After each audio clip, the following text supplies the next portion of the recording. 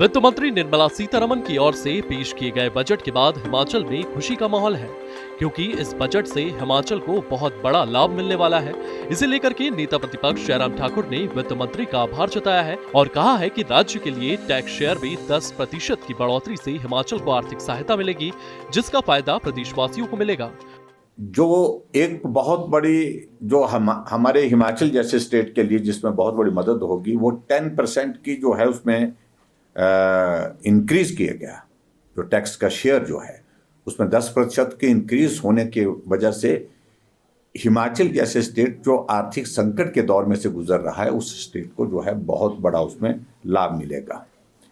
जो finance commission के जो रिकमेंडेशंस का रेफरेंस आया, क्योंकि अभी तक डिटेल में उसमें हमको जाना है, अभी तक सारी चीज़ों को लेकर के अध्ययन करना होगा बारीकी से, लेकिन जो अभी एक जो मोटी जानकारी जो हमको अभी तक जो मिली है, जिसमें यूएलबीज को बहुत बड़ा उसमें सपोर्ट मिल रहा है फाइनेंस कमीशन के जो 16 फाइनेंस कमीशन के जो रिकमेंडेशंस है, और उसके साथ साथ में जो डिजास्टर में उसमें बजट इंक्रीज करने का फैसला लिया गया। और हिमाचल के संदर्भ में जो लगातार डिजास्टर के दौर में से गुजर रहा है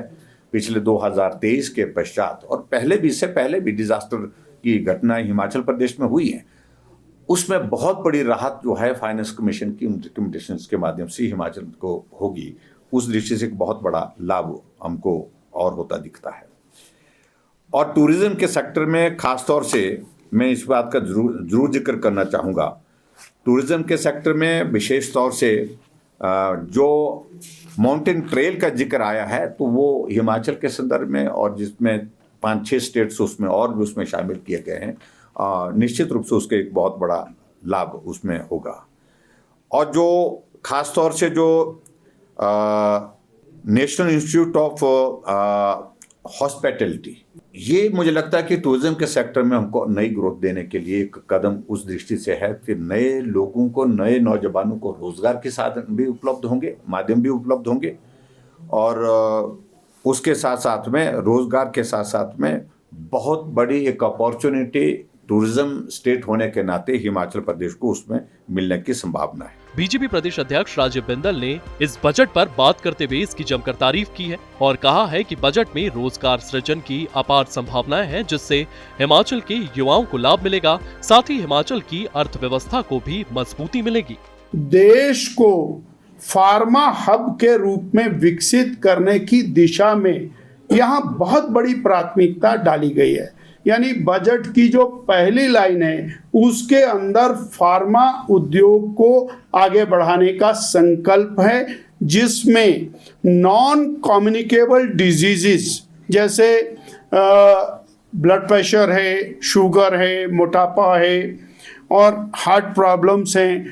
उसके संबंधित जो औषधियां हैं, उन औषधियों के निर्माण हेतु और फार्मा हब्स उनका निर्माण होगा। और हम ये समझ रहे हैं कि भारत में फार्मा उत्पादकता में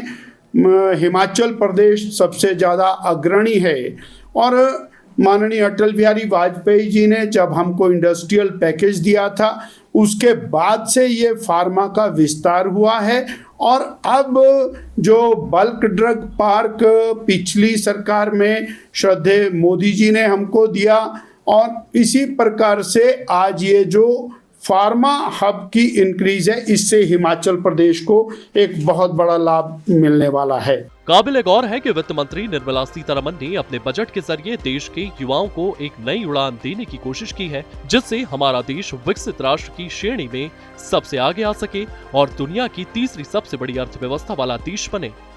वित्त मंत्री निर्मला सीतारमण के द्वारा पेश किए गए इस आम बजट में इंफ्रास्ट्रक्चर डेवलपमेंट को लेकर काफी चीजें हैं। और हिमाचल के लिए अगर कहा जाए तो हिमाचल में जिस तरह से टूरिज्म सेक्टर है, वो तमाम वो क्षेत्र, चाहे वो एडवेंचर टूरिज्म है, ये जो मंदिरों से जुड़ा टूरिज्म है, और खास तौर पर मोदी सरकार द्वारा दिया गया ये ट्रांस हिमालय का सर्किट, जिसका सबसे बड़ा फायदा हिमालयी राज्यों में हिमाचल प्रदेश को हो सकता है, उस मध्य हिमालय में जहां एक तरफ जम्मू कश्मीर है और दूसरी तरफ उत्तराखंड। ट्रांस हिमालय की ये रोड बॉर्डर की सुरक्षा तो जरूर देगी, उसके साथ हिमाचल में पर्यटन की असीम संभावनाओं के साथ पड़ोसी राज्य उत्तराखंड और उसके साथ जम्मू कश्मीर के पर्यटकों के आने के सैलाब को भी साथ में जोड़ती नजर आएगी।